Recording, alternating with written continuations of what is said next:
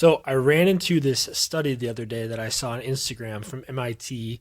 MIT was studying AI ChatGPT users in this study, and they did a first brain scan study of ChatGPT users.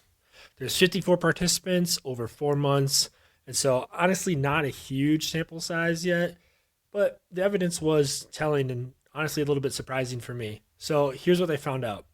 They found out that this use of AI, ChatGPT, was quietly bankrupting our cognitive abilities. 83% of people using ChatGPT couldn't remember what they just wrote minutes after finishing. The neural connections dropped from 79 to 42. There is significant cognitive atrophy. Atrophy is like in a muscle, is when like the muscle is degrading. That's what like atrophy means. And so it's like the neural connections are atrophying. I don't know.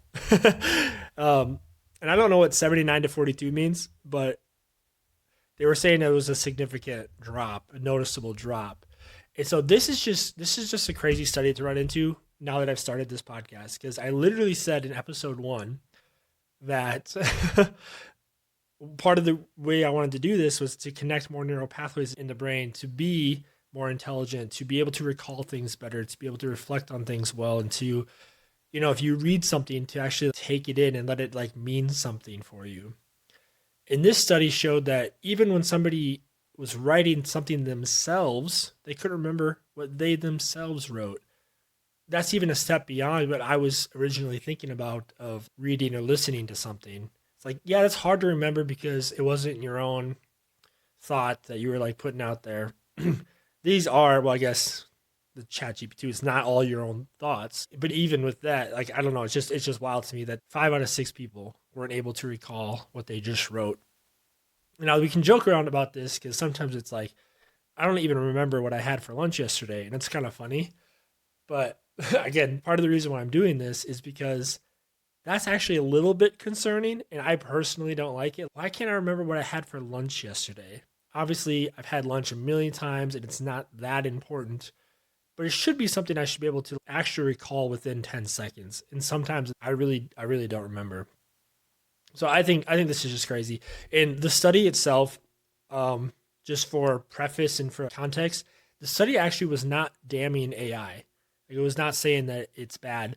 It was actually saying that it was a good thing if you are already smart. Now, again, this is in Brady's words here, not in the study's words, but it's AI is a good thing if you already have cognitive ability, if you already are smart. It's really bad if you don't have it, because people that didn't use AI are better off than people who do use AI and then go back to try to be smart without it. What makes me think of is for exercising.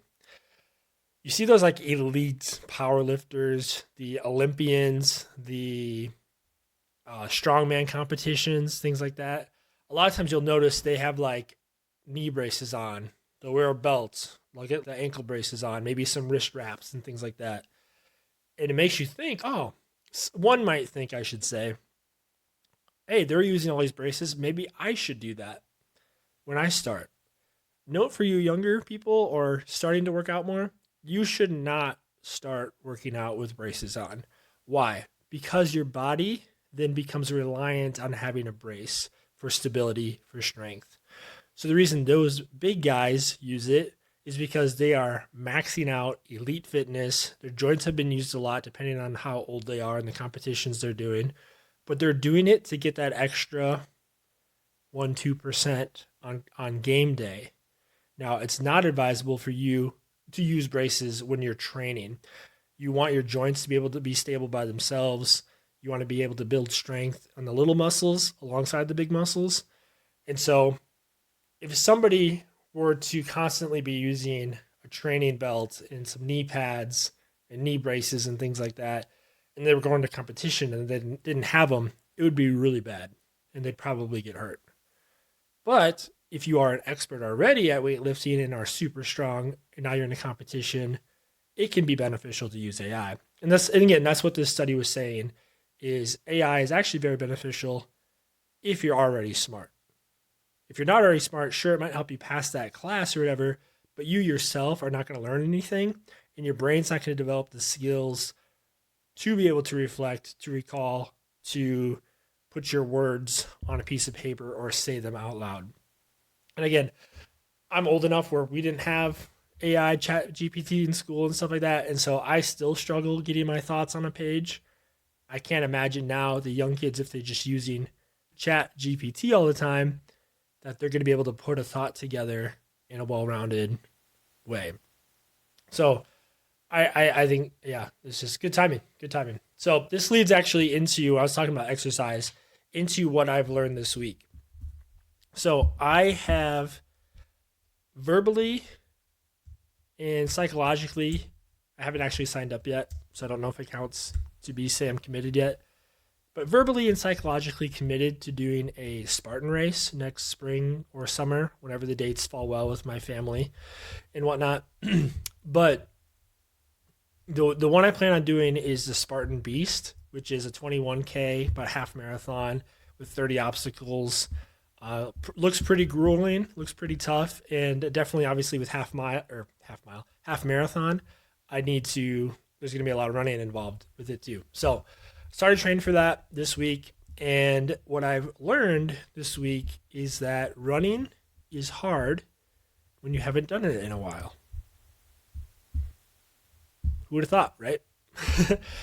I consider myself to be pretty athletic and to be an athlete, but I've noticed I was definitely not in running shape, even if I was doing burpees or rowing. And I'm sure that helped me to, raise my platform, but I was pretty disappointed when I was going on runs. So one of the workouts I did this week was an averaged out, estimated, 400 meters. Theoretically, it was a little bit more.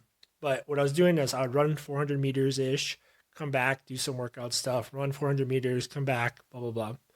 And I had this plan in my head about how it would go, but I was constantly coming back, and I hate to say this, but it's good for humility.